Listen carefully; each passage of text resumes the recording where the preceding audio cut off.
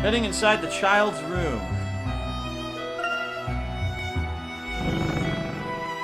Huh. Huh? This appears to be a child's room. No shit. It certainly looks that way. From its condition, I'd say it hasn't been used for some time. Presumably it was used by Espella as a child. Right. So this is where Espella grew up? Something pretty big must have happened to make her leave home so young. I wonder how Espella and the storyteller used to get on together. Espella is a young lady of strong conviction and a kind heart. I'm certain that because she grew up within a fine home environment. In other words, I'm sure she and her father must have spent some quality time here together. Yeah, I have a feeling you're right about that. For Espella, this place must be full of precious memories. I almost feel we're intruding coming in here like this. But Luke, we have no choice if we wish to save Espella. Yes, I suppose that's true. When you put it like that, I guess you wouldn't mind even if she knew.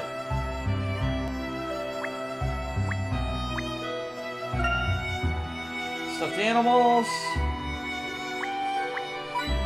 Hidden coins, of which apparently there's more.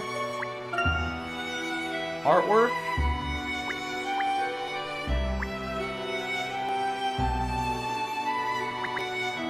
There's another coin. Where's the third one? There's always three. Right there. Okay, here we go. What the? Look at that. Crikey! Professor, behind that curtain. There's someone there. It's a doll. The mysterious figure turned out to be just a doll. Phew, that's a relief. My heart was in my mouth. Espella must have played with this doll as a child. Hey, what's this? Look, Professor, there's a child's picture book here. The title is the first story. It would appear to me a handmade children's picture book. I wonder if it was written especially for Espella. It may well have been. Evidently, a great deal of loving care has been put into the writing and illustrations. Alright, I guess we're gonna watch this picture book, huh? Yeah, here we go. There was a bad witch in the town. All of the carrots in the field disappeared, and all the money in the bank was turned into pumpkins. The people of the town had to put up all kinds of mischief from the witch, and they didn't know what to do. Then one day, a brave young girl appeared and said to the townsfolk, when the witch uses witchcraft, she always uses a big stick, doesn't she? So if we take away her stick, we'll be able to stop her. After hearing this, the people of the town set a trap for the witch and managed to capture her. At her trial, the witch said this to the people. The bad witch said this to the people. Even now, the legendary Great Witch Espella is living here in this town. Espella is the queen of all the witches. She is the one who gives us witches life. The townsfolk pushed the witch and peace was restored. I'm sorry, the townsfolk punished the witch. I can't read today. And peace was restored to the town once more. To this day, Espella is still hiding somewhere in the town. But the brave townsfolk will not be beaten by bad witches. Huh.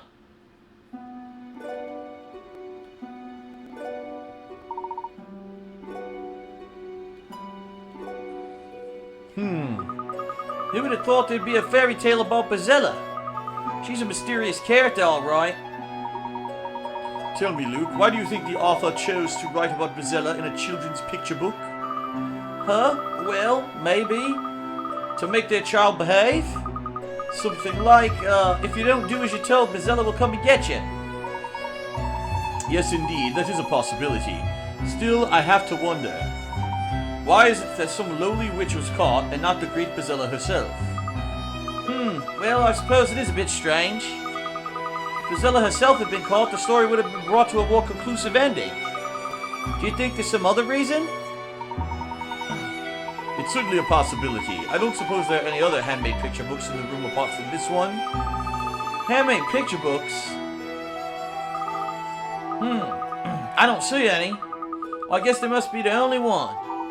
Which would imply this book has some special significance. Well, I guess so. After all, it is handmade, and I bet she really treasured it.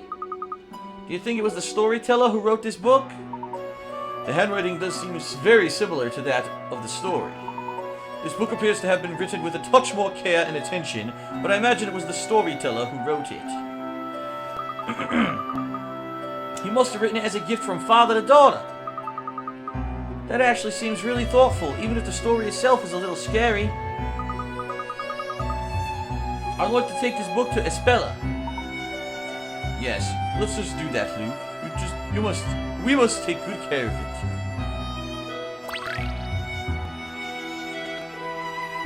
Alright, I guess that's it, right?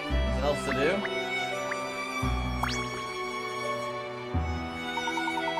I believe we've seen all there is to see here. Let's press on, Luke. Ah, we're going on further.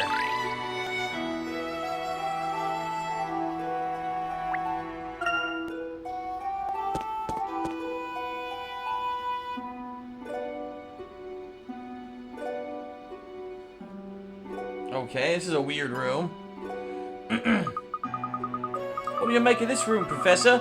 It's not very tidy. It appears to be the very top room of the tower. The parchment lying on the floor here seems very similar to the type on which the storyteller wrote his stories. I think we can say with some certainty that this is the storyteller's room.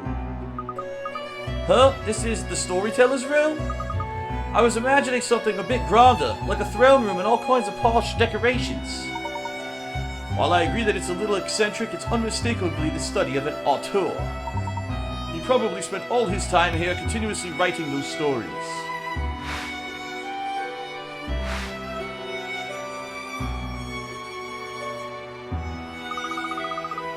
The stories. I wonder what Espella thought of it all. Her father writing stories for all the townsfolk, I mean. I wonder if she looked forward to seeing the new stories completed, or if she... The stories were probably a little too mature in content for a young child. I don't imagine the storyteller would have shown Espella many of them.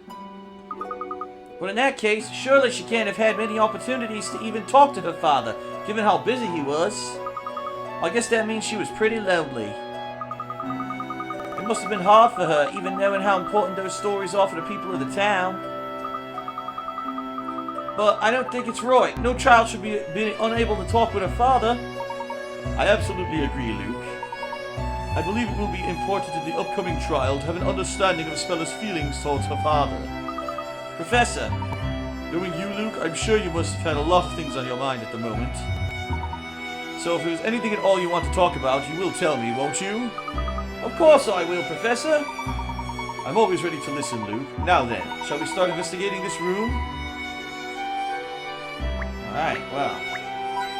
Kinda cute how Layton was worried about Luke there. Aww. He sees him as like a son.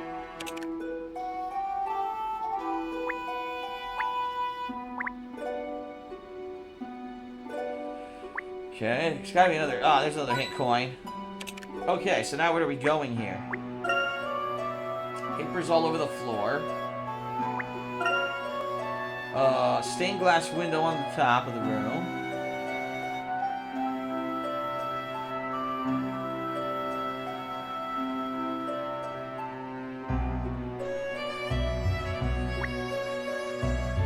I don't really see anything. Where am I supposed to be seeing? Oh, here we go. Look, Professor, a photograph. Wait, I didn't think they even had photographs in this town.